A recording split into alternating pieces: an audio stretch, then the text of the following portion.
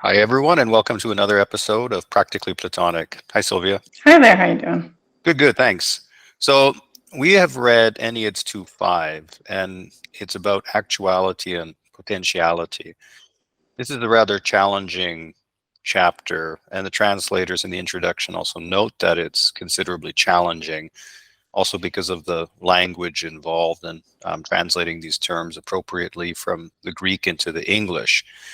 So I'd like to just briefly highlight three lines from the source text and then kind of give an overview, my interpretation in brief of what's being said here. So Plotinus says, what is potentially is indeed like a kind of substrate underlying affections, shapes, and forms that is going to receive and is of a nature to receive. He also says, what is potentially does not come to be actually. Rather, what is actually subsequently came to be out of what was previously potentially. Each intelligible being is form and what it is perfectly, for intellect does not go from a potentiality for being able to think of the actuality of thinking. So there's a lot of words here and it's rather complicated. So according to Plotinus, we'll recall, matter is a receptive substratum.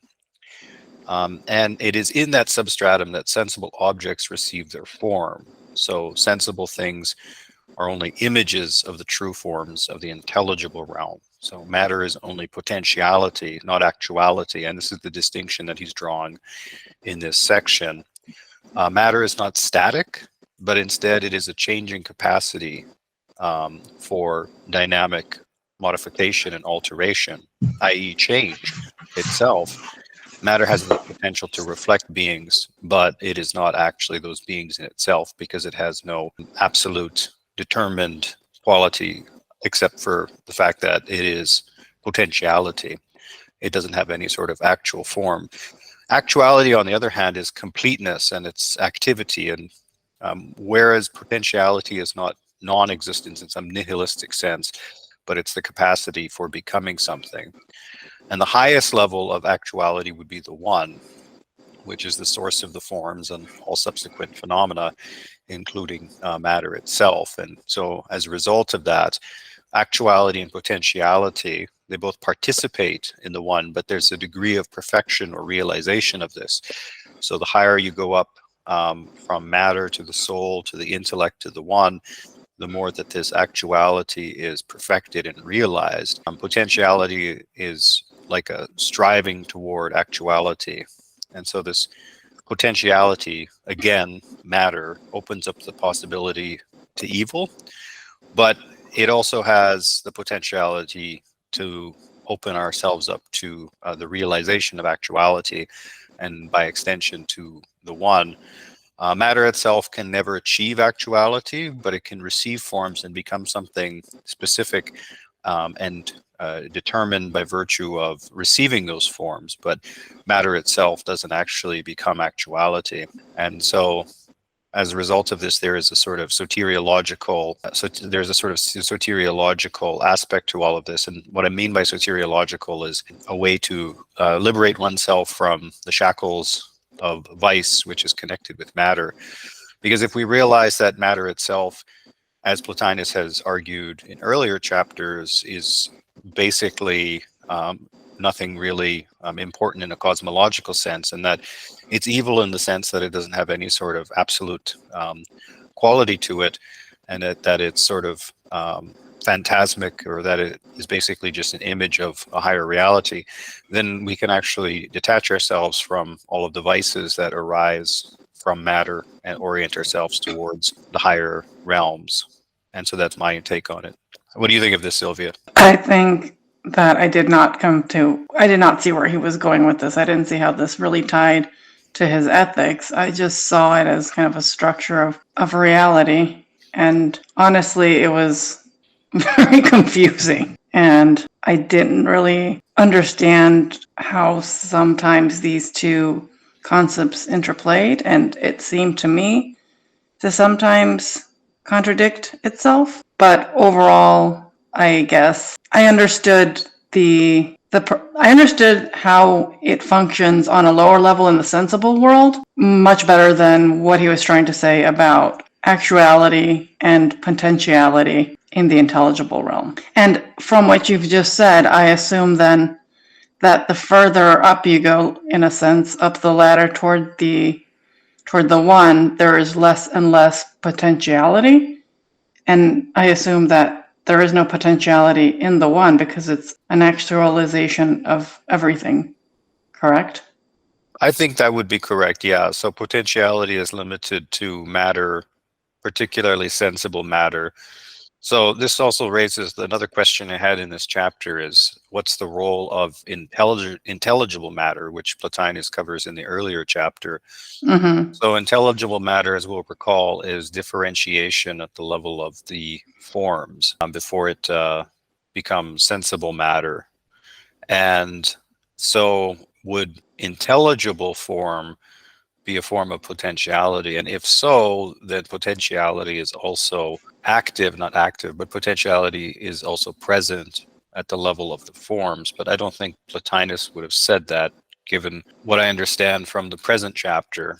So I feel like he kind of covered it. I don't remember in which section, but he did speak. I thought that there was both potentiality and actuality in the intelligible forms. Did he not? I thought he did. Which I think, if I'm remembering correctly, that was what was confusing to me. okay. Because how can there be both if they are also all things at once and set? They're defined. So how can they potentially be anything else? There can't be any potentiality in intelligible matter, now that I'm thinking about it, based on the given that matter in the intelligible realm is clearly defined and unchanging. Right. So how? Because it is basically the aspect of differentiation at the level of the forms. And then the expression of that in the material world is matter as we experience it at the sensible level. And so matter at the sensible level would be potentiality because it has the potential and only the potential to receive a form and then become somehow determined. But again, this is also not permanent. So he gives the analogy of the statue, the bronze and the statue. So the bronze we can imagine is melted down and is no longer the statue. So it has the quality of being dynamic, changeable, mutable, shifting, modified. Whereas at the level of the forms, there wouldn't be that potentiality because it's actuality, using his vocabulary. And then once you get to the one, then it's the perfect actualization of that.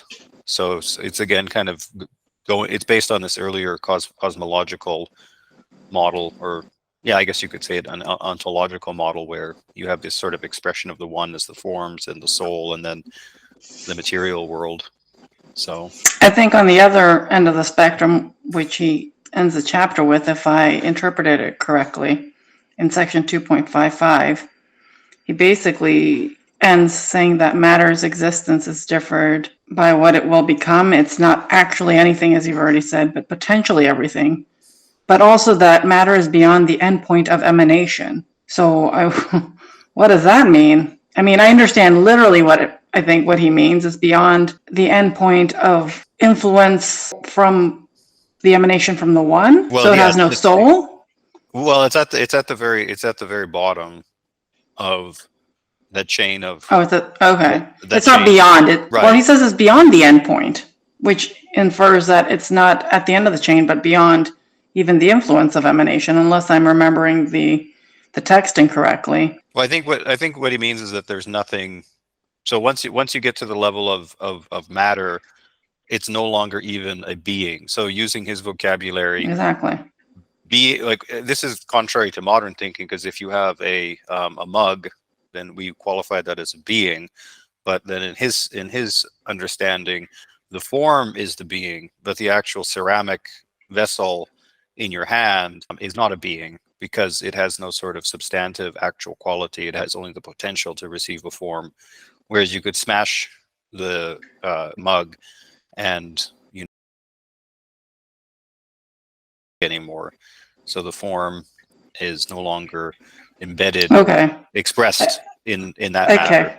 Because my next question was going to be, well, we've up to this point kind of realized that the material world as we know it is kind of generated by the soul. But I guess then the only reason we perceive the material world because it's the material that has been imbued with being.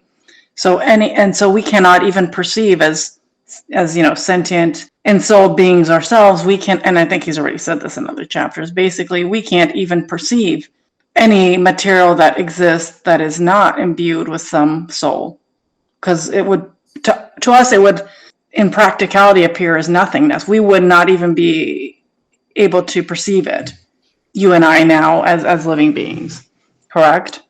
Because based off of this, my next question would be like, well, if it's non-being, if it's beyond being, that means it's not interacting in any way with an emanation of the one. Therefore, it's not interacting with the soul, but in fact, the material realm as we perceive it is that material that has been shaped or influenced, imbued with soul.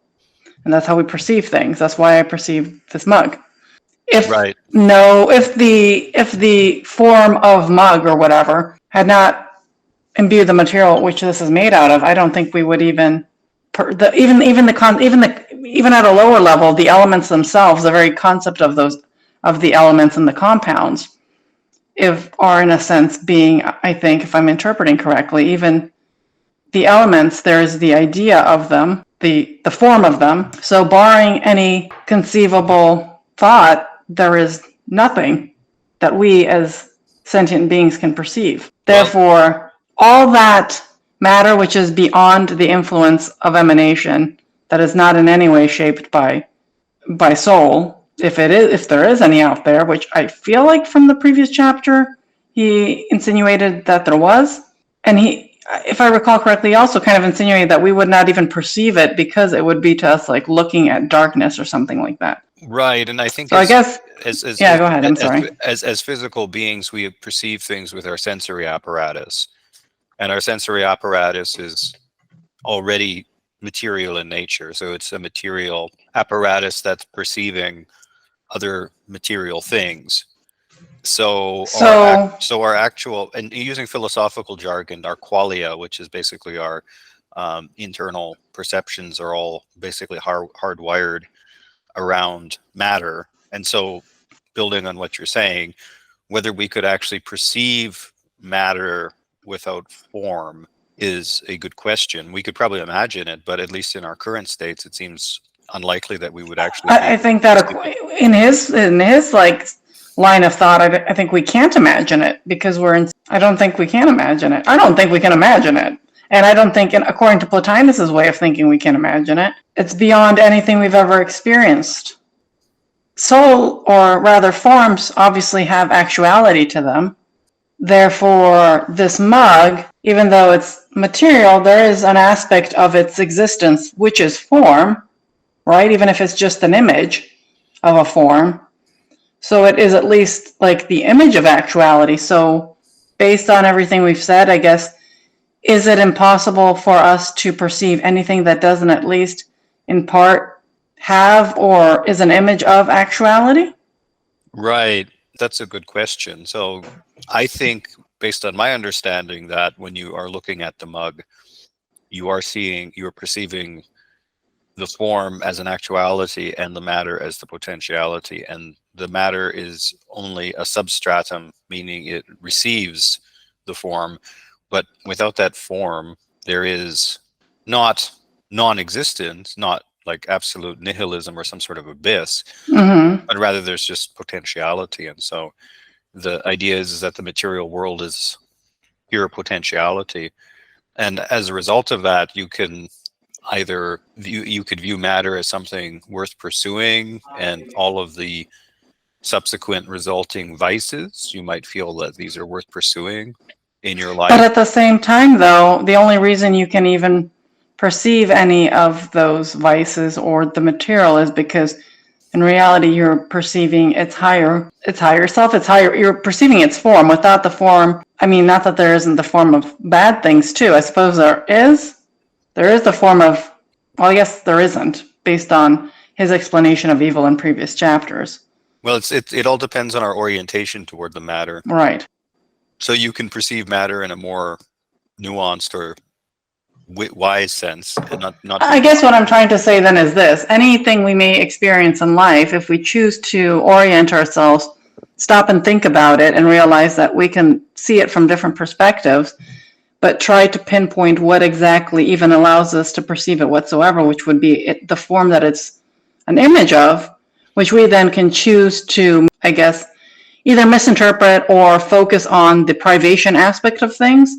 But if we can perceive it, there has to be some good aspect to it. Otherwise, we wouldn't be able to perceive it at all, right? For example, to give a more banal example, some unlucky event happens to you. You can choose to focus on the negative aspect of that, which I think would be to orient yourself toward the matter and the privation that is present, or that which is not present there. Or you can choose to see the positive, which is most likely some form that it is an image of, that may in some way be a positive experience or a useful experience to you, or a useful bit of knowledge. So I guess if in everything we experience in life, even in a more nuanced manner, even the things that we might find kind of materialistic or negative, we can either choose to ignore them completely. That's always an option.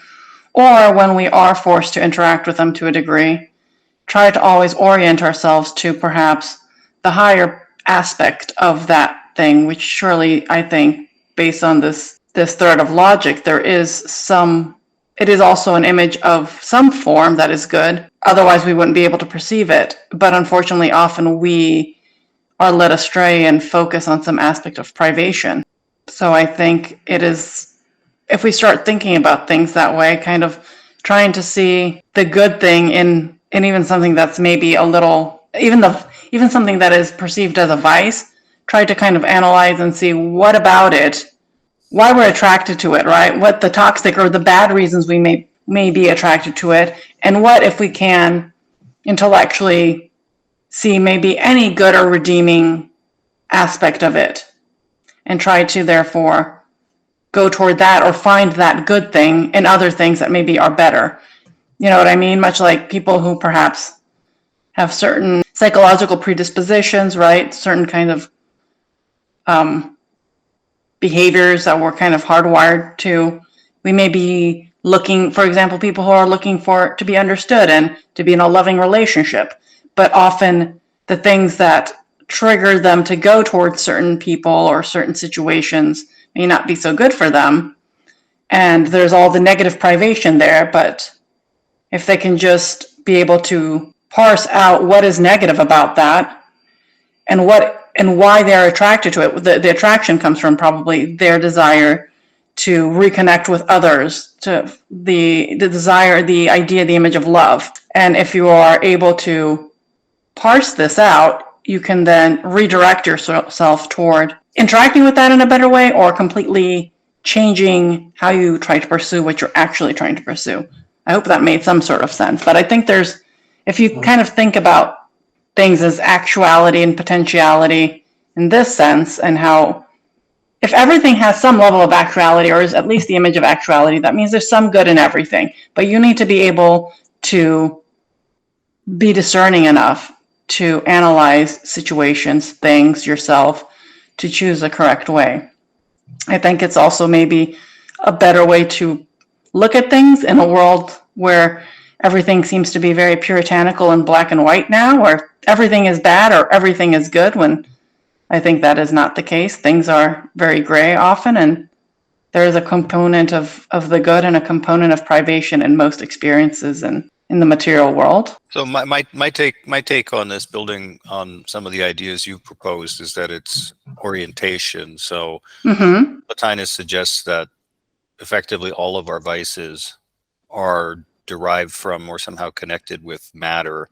So things like cowardice, excessive appetite, any sort of excessive behaviors, paranoia, that sort of thing. Because if you are, for example, afraid of your money being stolen, for example, you have an orientation that suggests that what is effectively just potentiality, which is basically a non-being, matter, is you have a mistaken perception that matter is actually something good, that it is something worthwhile. But under analysis, when you actually look at the money, like for example, a bag of gold, under analysis, what we actually find is that it is just a substratum, and it is changeable, and it doesn't have any sort of determined existence. It's not a being like a form is. But then when we orient ourselves toward the forms, actuality, then what we realize is that if you orient yourself towards that, then you're no longer chiefly emotionally invested in material things, but with basically with matters of the soul. And I think as a result of that, then you still have to live within ordinary material life, but your orientation will mean that you'll see things in a different perspective, and you won't be so emotionally driven around by your consumption. Well, I see it a little differently with the example of money. Greed or excess, I think you can see it for the material which it is, but the way we seem to perceive money, it's also the form of abundance or stability, which is not entirely bad. I think it's important to be able to discern at what point you are no longer orienting yourself toward money to perceive it as the image of a form that it may also be imbued with, but become obsessive with the material which it is, if that makes sense. You could make this example with food. People who have eating disorders or just either anorexia or overeating or whatnot. Food in itself is not evil while we are living. It can, it has a potentiality of being bad for us for a variety of reasons, given maybe our own constitution or the amount of food that we may be eating. But I think it also is imbued with the form of sustenance. I'm just picking a term.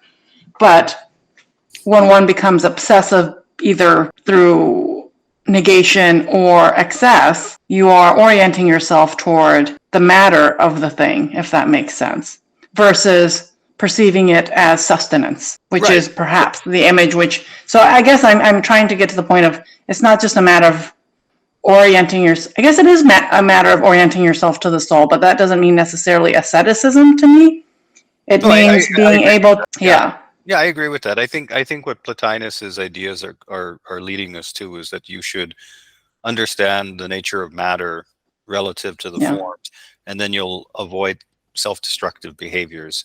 So it's obviously necessary to eat, but then having a mistaken notion of matter or material food, for example, as being a cause for happiness or the good life, or even just orienting yourself toward something which doesn't really have any substantial existence, is Right. is could lead to very easily self-destructive behaviors. Correct. And so when it is beyond the use of it as sustenance, because at the point where you are sustained and you continue to eat more, or you're depriving yourself from a certain level of sustenance, that definitely goes into the realm of the evils of material on various levels. Right. And so there's actually a positive spin on this chapter, because he says that it is by virtue of understanding potentiality that you can understand actuality and then orient yourself toward Exactly. that frees you from a lot of the issues and a lot of the problems that arise as a result of having a mistaken or erroneous orientation toward what matter is. So there is a positive aspect to this as well. And I don't think, like you're saying, I don't think it leads to asceticism or some sort of, lifestyle. Or not necessarily. Not necessarily. Yeah, it's not a necessity. So, yeah, so this is building on the earlier chapters of matter, and we've gotten this far, and I think that we're progressively seeing how Plotinus is trying to frame matter as, in his words, an evil, but it's not necessarily an inherent moral evil. It's just that when you have a certain orientation toward matter, then you have the vices and all sorts of, self-destructive behaviors arise as a result of that. Well, it's like a necessary evil to it. He's said as much. I don't think he thinks it ceases to be evil, but it's not necessarily that he's saying to avoid it at all costs. Like he's already mentioned, like don't kill yourself, or whatnot, or don't deprive yourself of I mean, he's not suggesting that basically we probably kill, not to eat, not to interact with others, to do nothing. He's not suggesting this. I think it's a path of trying to navigate life where there are necessary evils, given that we are necessarily, at least in this reality, embodied in matter. Right. And so we must interact with it to some degree.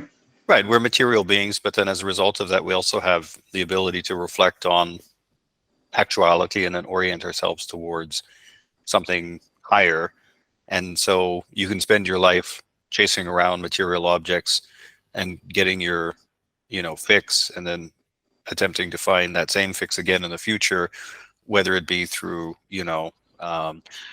alcohol and food and all sorts of physical pleasures and so forth. And I think that's really one of the critical points to understand here, is that he's not suggesting that, as you say, we completely deprive ourselves of these pleasures. It's just that when it becomes destructive or harmful towards other people, or it drives us to behave in immoral ways, then we have to orient ourselves back to actuality, to the forms. And then hopefully this will remedy us of all sorts of mistaken ways of thinking, which hurt ourselves and hurt other people. So there's a very, positive moral aspect to this framework, I believe. Do you think there's anything more that he's saying? Like, I guess not. About the concept of, like, the common use of the term potentially and actually, or actuality, in the common use of that term, insofar as how people choose to either try to pursue things or worry about things that are potentialities versus being in the present and the actuality of things. I don't think there's really a connection there. I don't think that these words probably translate back into ancient Greek like that. But right. I wonder if there's still a relation there between us experiencing those kinds of things in our life and the concept of actuality in the intelligible realm versus the vain pursuit or worries of potential things happening. Well, if that makes any sense. In the translator's introduction, they point out that the other word for potentiality is power. That's another way that some people have translated it. So matter is power in the sense that there's the power for it to receive a form. So, but then they decided to use potentiality. So the Greek words, as the translators point out, it's difficult to put this into English, and as a result of that, I think when you're reading it, you have to keep in mind how these terms become very technical in the philosophy, and trying to extend that vocabulary in the English form to our understanding in common parlance becomes tricky.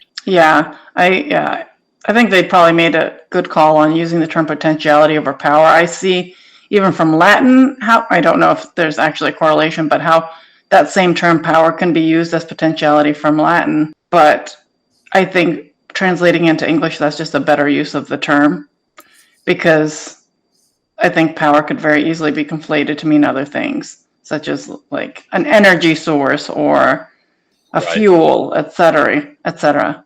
Right, and in this case, it's a substratum, and it's completely passive. It only has potential, it's not an energy source. So, and that with also, if you're coming from a modern materialist point of view, as most of us would be, given our society and education system, we would tend to think of matter as being the source of things upon which ideation arises. So you have a biochemical material brain, and then on top of that, you have ideation. So ideation is like a byproduct or epiphenomenon of material processes. But then Plotinus, it's very much the opposite, where your physical form is just like an image of it's just an image of a higher form. Well, I think that's a major point of contention between materialist ideas and spiritual ideas around consciousness. Give your specific example. which Right. like, do we have a sort of consciousness because we've evolved to have this neurochemical brain, and so we're perceiving things, or is consciousness independent or proceeding? Well, there's a theory in, well, there's two schools in the theory of mind in the present academy, and one is emergentism, which proposes that consciousness arises only in certain configurations of matter. So, for example, a biochemical arrangement of matter in the brain, and it's only at a certain point that you have consciousness emerging from that configuration of matter in a specific window of time. So before the formation of the brain, there's no consciousness, and at a certain point when activity in the brain ceases, then you have termination of consciousness. But then if you try to reduce it down to the exact point that you can actually say that consciousness emerges, as far as I know, nobody's been able to prove that, because it's actually hard to quantify and measure consciousness. In fact, it seems impossible to use mechanical instruments. All you can do is measure brain activity, but is brain activity the same as consciousness? That's a debate. But then there's the other camp where if you reduce it down and you keep reducing it to you reduce it down to essentially matter, then you end up with panpsychism, which is the proposal, the theory that all matter is inherently conscious to varying degrees. And so you can say that some configurations of matter are much more conscious than other configurations of matter, but inherently all matter is conscious to some degree. Right. But is this still using the traditional notion that a prerogative of consciousness is having self-awareness? I'm not saying that there can't be a panpsychic global level, some level of consciousness where things are self-aware. I'm not saying that's not the case, but I'm wondering if that's also part of the definition, because I know that have traditionally been part of the definition of consciousness is that self-awareness. Right, and it's a good question. And as far as I know, people still debate what exactly consciousness is, because you can define it in certain ways. And then it begs the question, well, does a microorganism without a brain have consciousness? Does a shrimp have consciousness? Does a cockroach? And so we end up with questions of, well, what is sentience? What does it mean to be a self-aware being? Which beings have it? How do you qualify that? How do you measure that? How do you evaluate that? So it's still an open question in the academy about what exactly consciousness is and at what point does it arise. And I guess that kind of ties into at what point is the potentiality of consciousness actualized? Right. That's a good question. Yeah. So at what point is at the point at which, I mean, from Plotinus's point of view, it's at the point at which there is more than just matter. At the point in which there is at least the image of a form that is illuminating a thing. There is some consciousness in the sense of an emanation of the soul, an emanation of the intellect, an emanation of the one. Right. I think that kind of it gets close to the panpsychic concept, or at least it's under that umbrella. Well, that leads to an interesting question: is panpsychism comparable with Plotinus's concept of matter? That's been my personal kind of interpretation of matter. That's matter as we perceive it. Going back to what I was talking about before, like all the matter, there's other matter that we can't even perceive. And I wonder, and I'm probably totally wrong, but if like dark matter and dark energy, that stuff that we can't even directly perceive, may be that matter that is not imbued with any soul whatsoever. But back to the stuff that we can pick up on, like the plant here in a pot or this mug, it's to some degree imbued with it's the image of something. It's the image of a form, and forms are in the of the intellect. They're in the intelligible, or of aspects of the intellect. They're forms of the intellect. So in that sense, they're imbued with some sort of consciousness if we equate the intellect a level of consciousness. Right. But then it really depends if by consciousness we mean only those, or rather, I almost wonder if there needs to be a material aspect for there to be consciousness, because it's that self-awareness where there is some differentiation, whereas in the one, there is nothing outside of itself. There's no ability to self-reflect because there's nothing else. Well, in a polytheistic framework, which is the framework in which Plotinus was operating, there's definitely the potential to be a sentient being without being a material being, because there's the daimons that are the messengers between the gods and humanity, according to Right. Diotima. And But even they are not just the one. They are forms in the intelligible realm. They're not just the source of all emanation. true. Yeah. But I guess the point is that you can have according to this framework, you can have a conscious, self-aware entity, a being, without them being. So perhaps it's just anything that, to some degree, is separate from the one, even though we are also all part of the one. But there is also a separation. Well, it's like the light or an emanation. It's the light going through the prism, where there's one beam of light, and then once it hits the prism, then it's distinguished into many different rays and different colors. But what is the prism in this case, in your analogy? Oh, that would be basically the transition from the soul to the material world, the world soul. But what about the gods and these other entities? How would they be differentiated from the one? Well, I guess that goes back to the whole principle of differentiation, which is intelligible matter, and exactly how that would relate to divine beings is a whole other question. Personally, I think once you get to that level, it's rather difficult to talk about what is and is not a god at that level, because our conceptions of identity and differentiation and so forth would be inappropriate at that level. I'm not even really sure a human being could really understand the nature of that sort of, And if consciousness as we perceive it is really applicable.